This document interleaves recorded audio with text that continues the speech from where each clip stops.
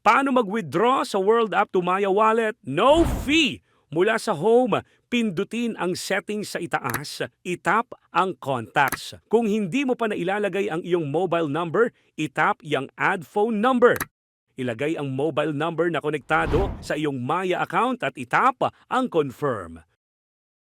Pumunta sa message at ilagay ang code na ipinadala sa inyong mobile number. Bumalik sa home, itap ang wallet sa ibaba, itap ang send, pindutin ang World Coin. Sa search bar, itype ang Maya Plus. Siguraduhin na tama at may verified badge ang Maya Plus bago pindutin.